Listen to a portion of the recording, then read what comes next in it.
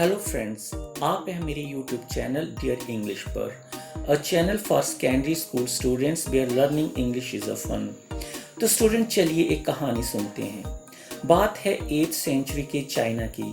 बू डायोजी, जो अपने ज़माने के एक प्रसिद्ध पेंटर थे, उनको टैंग एम्परर ज़ुआंगज़ो ने ऑर्डर किया एक लैंडस्केप पेंटिंग बनाने को, जिससे कि वो अपने महल की एक दीवार को सजा सके। पर बू डायोजी ने भी एक शर्त रखी। I will work on this painting secretly so that only the emperor could see it for the first time. सम्राट मान गए। जब पेंटिंग तैयार हुई, उसे महाराज को दिखाया गया। सम्राट तो हैरान रह गए। Such a beautiful painting. काफी देर तक सम्राट उस पेंटिंग को देखते रहे, जिसमें green forest, high mountains, waterfalls, clouds, words in flight और पहाड़ी पगडंडियों पर चलते हुए आदमी, सब कुछ तो था। सम्राट बहुत खुश थे, पर बू डायोजी बिल्कुल भी सेटिस्फाइड नहीं थे। कहने लगे, look sir, in this cave at the foot of the mountain. महाराज, इस गुफा में जो इस माउंटेन की तलहटी पर है, ड्वेल्स अ स्पिरिट, एक आत्मा रहती है। And he clapped his hands, उन्होंने ताली बजाई। The entrance to the cave open, गुफा का दरवाजा खुला। The inside is beautiful beyond the word can explain, अंदर तो इतना खूबसूरत है जिसे शब्दों में बयान नहीं किया जा सकता। Let me show your majesty the way, मैं महाराज को रास्ता दिखाता हूँ। वह महान चित्रकार गुफा में प्रवेश कर गए और प्रवेश द्वार बंद हो गया। इससे पहले महाराज कुछ समझ पाते या बोल पाते, उनकी आंखों के सामने वह पेंटिंग गायब हो गई और उसके बाद ना तो वो चित्रकार दिखाई दिया और ना ही उसका brush. The books of Confucius and Zhuangzi are full of such stories. ये कहानियाँ एक मास्टर को अपने डिसाइपल यानी शिष्य को टीच या गाइड करने में हेल्प करती हैं। There is another story in ancient China, जहाँ पर एक आर्टिस्ट विलिंगली अपने ड्रैगन की पेंटिंग की आंखें नहीं बना रहा था कि कहीं वह जिंदा ना हो जाए और लोगों को हार्म ना करे। Such a belief in his heart. तो चलिए एक कहानी और सुनते हैं जो मेरे नेटिव फ्लैंडर्स से है। वेट अ मिनट, कहानी एक्चुअली मैं नहीं सुना रहा। स्टोरी सुनाई जा रही है नेथली ट्यूरॉय, जो कि वाइफ है एक एक्स बेल्जियन एम्बेसडर की, जो कभी भारत में रहा। उन्होंने यहाँ पर ईस्टर्न आर्ट को स्टडी किया और वो जानी जाती है अपने translated work city of jeans के द्वारा। और रही बात फ्लांडर्स की, फ्लांडर एक एंशियंट यूरोपियन कंट्री हुआ करता था, जिसमें शामिल थे आज के यूरोप के फ्रांस, बेल्जियम और नीदरलैंड के काफ़ी सारे हिस्से। तो स्टोरी शुरू करते हैं। 15th सेंचुरी के आंटवर्प में अ मास्टर ब्लैकस्मिथ, एक लोहार, Quentin Matsys, fell in love with a painter's daughter. और वो पेंटर एक तुच्छ लोहार को कभी भी अपना दामाद स्वीकार नहीं करेगा। तो एक दिन क्विंटन चुपके से पेंटर्स के स्टूडियो में घुस गया and painted a fly on his latest panel, और उन्होंने एक मक्खी का चित्र बना दिया उनकी एक लेटेस्ट पेंटिंग पर, विद सच डेलिकेट रियलिज्म, इतनी सूक्ष्म वास्तविकता के साथ कि उस पेंटर ने उसे बार बार हाथ से उड़ाने और मारने का प्रयास किया। और जब उसको ये पता चला कि ये एक मक्खी का चित्र है, उसने एकदम क्विंटन को बुलाया और उसे अपना शिष्य बना लिया।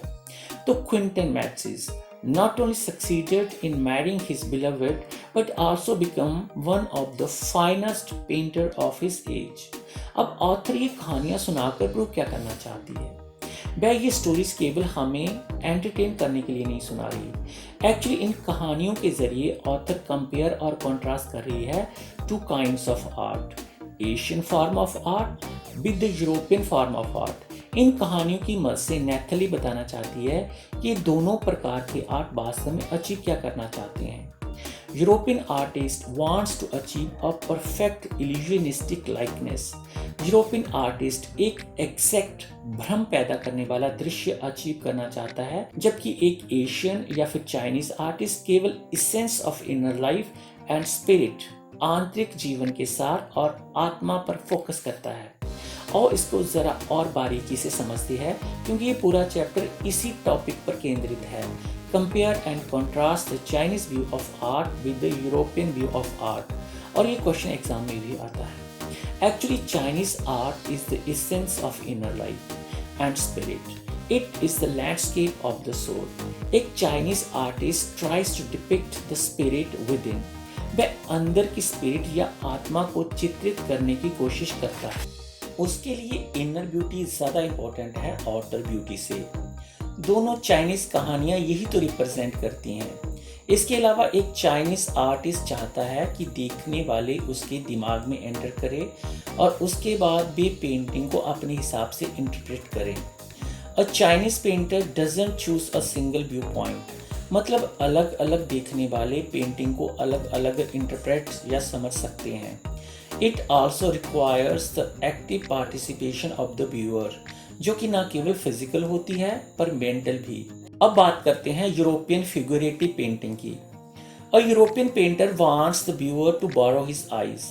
एक यूरोपियन पेंटर अपने देखने वाले से चाहता है कि वे उसकी आंखें उधार ले and see the painting exactly as he saw it, और पेंटिंग को बिल्कुल वैसे ही देखे जैसे कि वो देख रहा है, बिल्कुल उसी के एंगल से जिसमें देखने वाला अपनी इमेजिनेशन यूज नहीं कर पाता, क्योंकि वह एक कंप्लीट पिक्चर ड्रॉ करता है और देखने वाले को करने के लिए कुछ नहीं छोड़ता।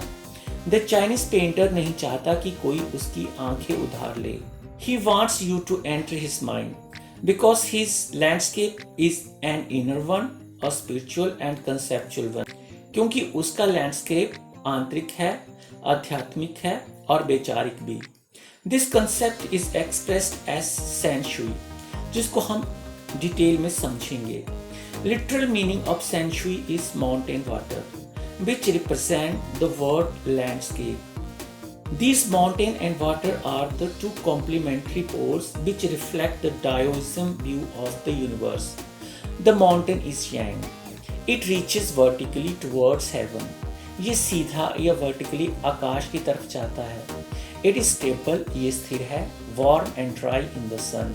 गर्म है और रूखा भी। The water is Yin. It's horizontal and rests on earth. यह horizontal है और धरती पर टिका हुआ है। It's fluid, moist and cool.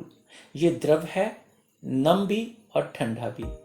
Mountain से बिल्कुल उल्ट।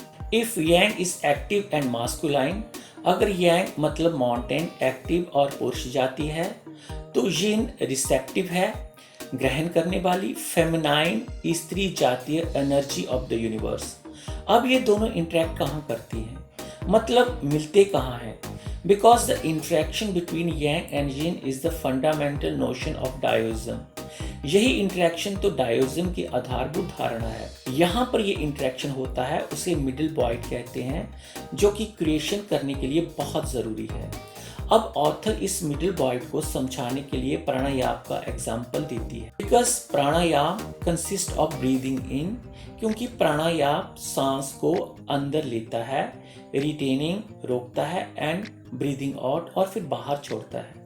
जब सांस को लंग्स से बाहर निकाल दिया जाता है और अगली सांस अभी तक नहीं ली होती, मतलब हमारे शरीर में कोई वायु नहीं होती, उसे ही तो मिडिल पॉइंट कहते हैं। और इसी अवस्था में तो मेडिटेशन होती है या समाधि लगती है। अब दोबारा लैंडस्केप पर पहुंचते हैं। आदमी का यहाँ पर क्या स्थान है? Well, man's presence is very essential. He is the eye of the landscape. पर जरा रुकिए, चैप्टर अभी खत्म नहीं हुआ है। आइए जानते हैं थोड़ा सा आउटसाइडर आर्ट, आर्ट ब्रट और रॉ आर्ट के बारे में। एक फ्रेंच पेंटर जीन ड्यूवॉफी ने 1940 में आर्ट ब्रट की कॉन्सेप्ट को सामने रखा। It is the art of those, ये उन लोगों का आर्ट था who have no right to be artist, जिन्हें आर्टिस्ट कहलाने का कोई अधिकार नहीं है। Because they have received no formal training, क्योंकि उन्होंने कोई औपचारिक आर्ट की ट्रेनिंग तो की नहीं होती, और फिर भी वो दिखाते हैं एक अनबिलीवेबल टैलेंट और आर्टिस्टिक इंसाइट। बिल्कुल उसी समय भारत में भी एक untutored genius was creating paradise, स्वर्ग का निर्माण कर रहा था। उसने एक जंगल का थोड़ा सा हिस्सा साफ किया और उसको पत्थर और रिसाइकल मटेरियल से एक गार्डन में बदल दिया, जो है रॉक गार्डन ऑफ चंडीगढ़। इस गार्डन के क्रिएटर या फिर डायरेक्टर निक चंद को और साइटेड आर्ट की फील्ड में भारत के सबसे बड़े कंट्रीब्यूटर के नाम से जाना जाता है और जून 2015 को उनका निधन हो गया था। एक यूके बेस्ड मैगजीन जिसका नाम रॉ विजन है 2005 को अपने 50th इशू पर नेकचंद और उनकी कलाकृति विमन बाय द वाटरफॉल को अपने कवर पर छापा था। That was proud moment for every Indian. Nek Chand raw art को चकरा देने वाली ऊंचाइयों तक ले गए। उन्होंने बहुत मान सम्मान कमाया, पर वो कहते हैं कि उनके लिए बिगेस्ट रिवार्ड अपने गार्डन में घूमना और लोगों को अपनी क्रिएशन को एंजॉय करते देखना है। तो फ्रेंड्स, यहाँ पर ये वीडियो खत्म होता है। Hope you like this video. अगर ऐसा है तो चैनल को ज़रूर सब्सक्राइब करें और लाइक और शेयर भी करें। Thanks for being with me till the end.